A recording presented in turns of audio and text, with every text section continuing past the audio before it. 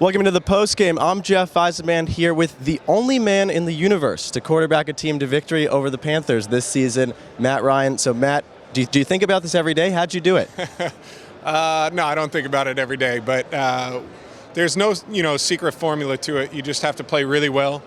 We played great that game. Our offensive line did a great job against their defensive line. And then we were awesome on third downs. We converted our third downs at a high level, and then we're able to create some explosive plays. So it's a tall task to go out there and beat them, but fortunately we were able to get it done.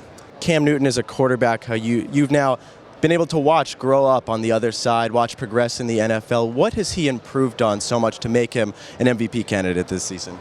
Well, I think their entire team has gotten better across the board. I mean, Cam's a special talent. He's as good as it gets. And they've improved in a lot of different areas. And I think that's allowed him to showcase just how great he is. I think in terms of his personal improvement, I think he's passing the ball, throwing the ball as well as anybody. And I think that's an area where he's gotten better throughout his entire career and is now throwing the ball at a really high level and makes it extremely difficult for defenses to defend against him. You mentioned the Panthers have gotten good in other areas. Peyton Manning, he's studying up on the Panthers defense right now. Are there any tips you can give him on how to beat the Panthers defense? I think Peyton knows. It comes down to staying balanced, making sure that you run the ball against them. We ran it, I think, 30 times. Although we only had about 73 yards, it was important to continue to run the ball because if you just drop back and pass the entire time, their defensive line just tees off and pass rushes against you, which makes it extremely difficult. So I think that's the key. Stay balanced, play really well on third down, and try and create some explosive plays. How does an NFL player not in the Super Bowl watch the Super Bowl? Where do you go? Who do you watch with? It changes year to year. Sometimes it's just me and my wife at home kind of watching and, depending on how the year shook out, maybe sometimes you're a little bit upset or whatever. Sometimes you just enjoy it, but it changes year to year, just like everybody else. Maybe you have a Super Bowl party or something like that. This year, you guys started off so hot. You look back on the season, you kind of made a late push. What are your takeaways? I thought we were inconsistent. I think, like you mentioned, we started off really well this year and did some great things. And then we kind of hit a stretch in the middle of the season where we just couldn't find ways to win games. We didn't make the plays we needed to make in order to pull those games out. And then later in the year, we found a way to get it done. So I think, if we can improve our consistency next year and finish games a little bit better, we're going to have a chance because we have a lot of really good players. Calvin Johnson, a fellow competitor, reportedly retiring. About your age, how will you know when it's time to end?